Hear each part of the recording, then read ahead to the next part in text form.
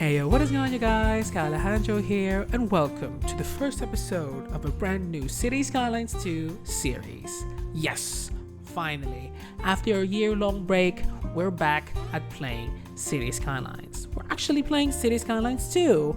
Finally, my PC can now build a brand new PC just to be able to play City Skylines 2. And also, I had to wait for City Skylines 2 to catch up with updates, performance, mods, and asset support. And I think in the past few months I've been playing City Skylines on and off. Been doing some live streams if you want to check them out. And yeah, I've built 3 cities already, and I've learned quite a lot. I've learned how the game works. I've learned the quirks, the limitations, and how to play the game, because it's a completely different game from City Skylines 1. And I really had to relearn the mechanics and everything about this game, and it was fun. If you want to check out the live streams, they are linked down below, or if you could just go to my channel and check out the live stream tab. I might be doing some live streams in the future, but who knows. This series is similar to Magayon. It's also set in the Philippines. Kind of like it takes inspiration from various Southeast Asian countries across various different points in history, depending on what I'm interested at the time. And what I'm interested at this time, we've been studying at school. It's my 4th year of architecture school, by the way, community and urban design, and we studied the history of urban planning. And I was like, and the laws of the Indies came up, and I was like, oh, I was supposed to build that on my unpublished City Skylines 1 series that was supposed to replace Magayon, and I think we're just gonna do that here. This series is set in the 19th century, a fictional city inspired by the events of that time across Southeast Asia. So for our current build right here, the events is inspired by Southeast Asia, but this map is Samui Island by Palm's Time, which I have terraformed, which you'll see later or maybe in the next episode, because in this episode I'm just setting the foundation for what the series is going to look like. We are starting off here by laying out the road, following the laws of the Indies, which is the governing rules, the rule book on how and where to place your settlements. So it's stated there that your settlement should be in a place, fertile land, which you can see here. We're already placing down some farming industry. They should be flat, easily for expansion and stuff, but it should not be close to the shore so that pirates wouldn't attack it. So with that in mind, we have 2 towns that we're going to be building in the next couple of episodes. This administrative center that we are building in this first episode, and the port town, which is going to be by the water.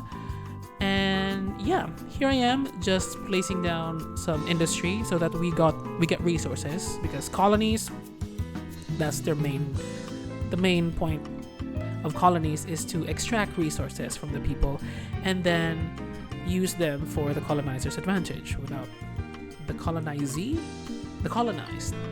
benefiting some, but not all.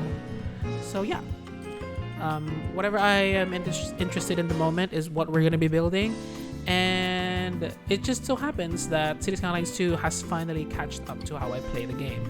The mods have updated. There's still no custom assets, but in the upcoming weeks with the region packs, whatever region pack is gonna come, it's gonna affect how we're gonna play. So the assets right now that we've got are, a mix of things. You can see here that I'm placing row houses. These look quite Dutch, and the South Indonesia was colonized by the Dutch, and they have this distinct look to them: white walls, orange or red roofs. And also with Singapore, with the British, they have the same aesthetic. So to make it Southeast Asian, we're doing it like so. Here in the administrative center, I'm just placing down these buildings.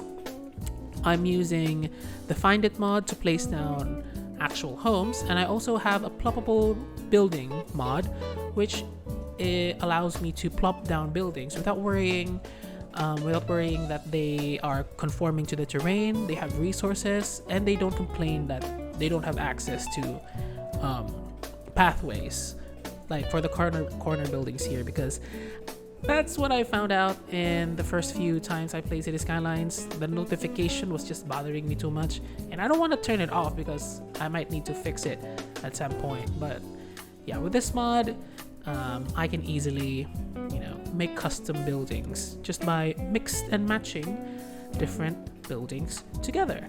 And another way to customize the look of these buildings is this amazing mod, the recolor mod that I'm using here, which allows me to change the color of the walls, the roof, and an accent color. I'm not sure what that is, but sometimes it's the other way around. The second and third color can either be the roofs, and that's a game changer. And seeing the mod updates that people have been posting on YouTube, and seeing that, I saw that maybe it was time for me to come back, and I just tried, and I had a lot of fun. It was like a brand new experience, and I can't wait for the next few months or the next few years. Hopefully they don't. The future of City Skylines 2 is quite promising, so yeah. Either way, with the limitations of this game, I am forced to work with what I've got, which is, on the bright side, allows me to focus more, to not get over distracted by everything else. And also that's why I am playing the game with achievements, with progress on, so that I would have to wait for me to build specific parts of the city when they have been unlocked. And also playing it as if it was, following a historical timeline. So here we are at the 19th century buildings, but we already have cars because there's no custom car assets yet. So that's that. Building like this allows me to give the space a bit more history, keeping it grounded. And yeah, so getting back to the time lapse. Here we're just placing down some commercial buildings. I placed down some low density housing on the outside of the city center, of the city square, town square, I guess. And there are markets here on the south side or north side. Basically, the market is located where the wind is not blowing the smell of the market into the people. It's away from the people, so that's the inspiration for that. That's why it's a bit farther out on that side. Changing the colors once again so that they all look uniform. And I'm also deleting the advertising, because a long time ago they didn't really have that, and they might have had custom ones. I might place custom ones in later episodes when we have more mods that are able to customize the look and feel of the game. Another mod that I am excited to try, but it's still in beta, I don't want to break the save, is the Name Anywhere mod, which would allow you to name anything in the city, like bus lines, posters, road signs, like the name of the street. You can change that.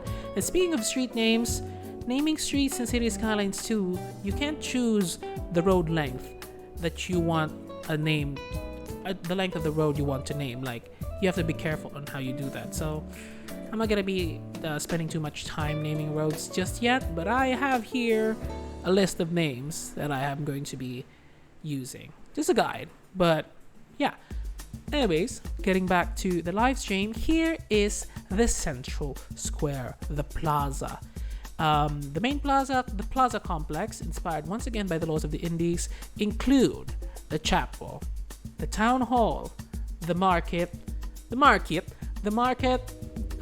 police station, I think, the elementary school, and the homes of the principales, the Spanish-born Spanish, the people born on the mainland, the white people born on the mainland, basically. And that's the inspiration for this place, because that's what I was studying. So yeah, this is inspired by Peñaranda Park in Legazpi, which I have a reference photo right here. As you can see, it's quite open, but later on you'll see me putting too many trees here. Things are still bound to change because this is in fact the first episode, but it's important for me to let this out into the world because, at least you know that something's happening. And I know if you guys like it. And if you like it, speaking of, leave a like, comment down below what you want to see next, and of course, don't forget to subscribe. Here we're working on the chapel, or cathedral rather. Chapel Brown is an amazing artist, by the way. Anyways, with a tangent out of the way, we have this, I don't know the name of this place, Seminario, the homes of the priests, the nuns, and the people who work at the chapel. They are beside the cathedral. This cathedral is inspired by the same one in Peñaranda Park. This is the Gregorian Cathedral. Yes, and we're placing down some trees, just small little ones. There really wouldn't be that many trees because, as you might have seen, there's really not that many trees during this time. And I'm also using these custom surfaces, which look quite Dutch, if you ask me, because of the red brick style that I'm using.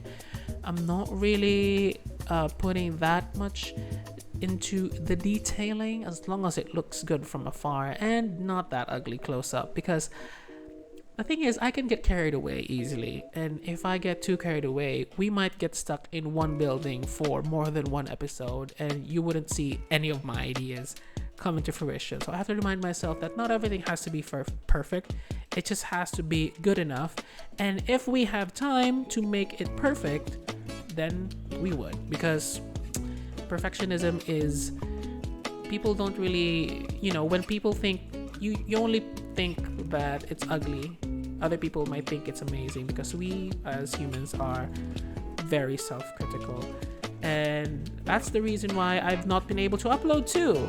Perfectionism and getting burnt out of everything in life. School and City Skylines 1 as well.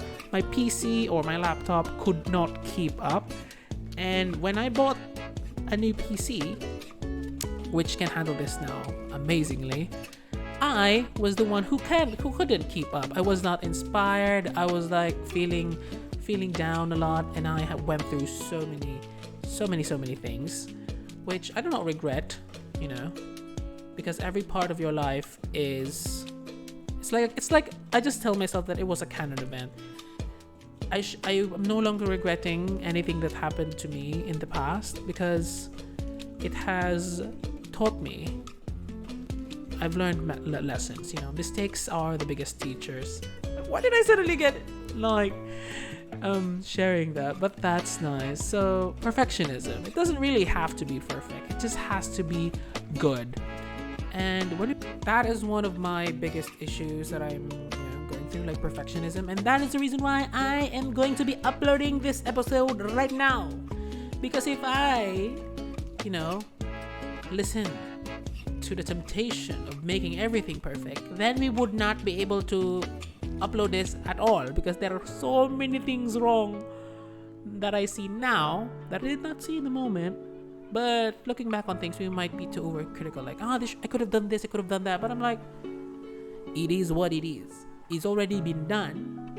And if you want to change it in the future, if you can. We have to be comfortable with imperfection. With, what's the Japanese thing about imperfection? I forgot about it. That's not Ikigai. Ikigai is the blending of passion, what you can serve, what the world needs, what you love doing, and what pays money. And that for me is designing, creating things. Architecture is one of those. City Skylines, gaming, drawing, making music, anything that relates to creation.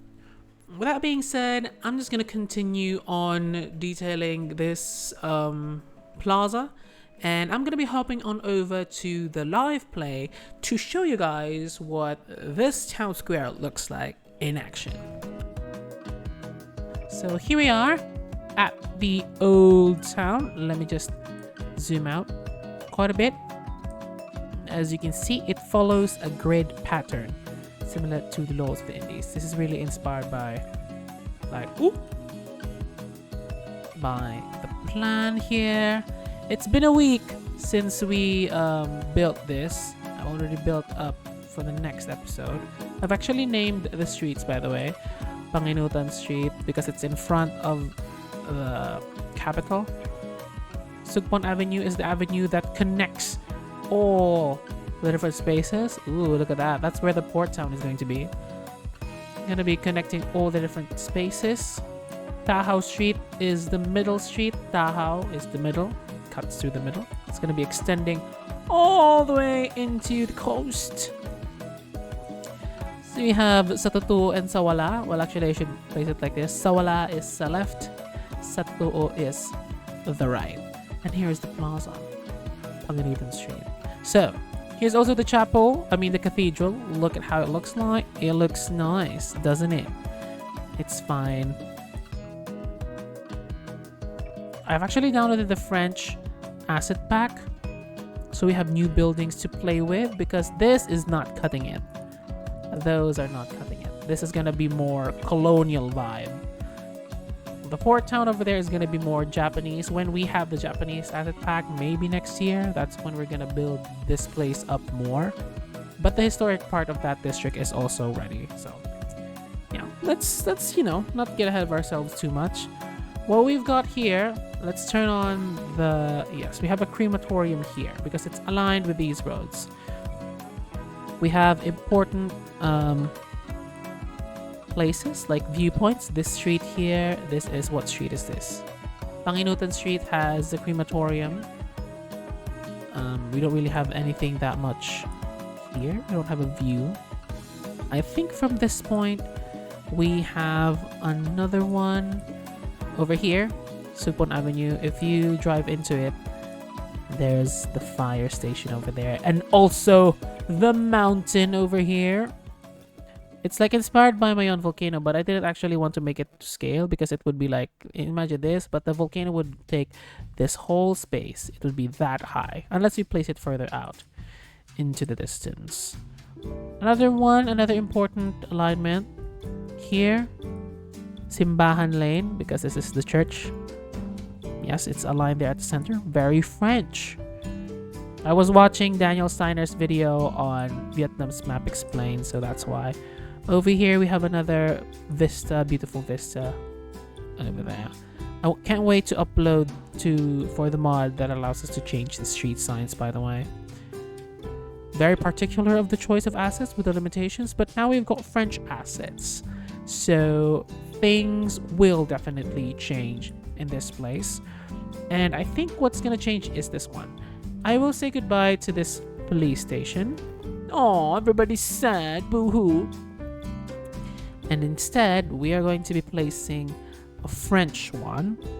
Let me just check. Look at that. Look at this. And the elementary school is going to be reworked. This is just some examples. Oh no, the elementary school. Aw, nobody's studying. Not me literally destroying it because nobody's studying. It's just quite a few people. We're just going to worry about that. But now let's place the French building over here. And let's align it to the center of this park, which is over on this side. Everybody's so happy. And I like it because it actually fits the vibe quite well. Let's see if it's aligned. Oh, you can't see it. This is why I was saying that this place is over. Took so much. It's too detailed. It's like it's not even realistic anymore. There we go. But this is too French. Look at this. Can we change the color of the building? Oh, that's the door. Oh no, we can't change the color of the roof.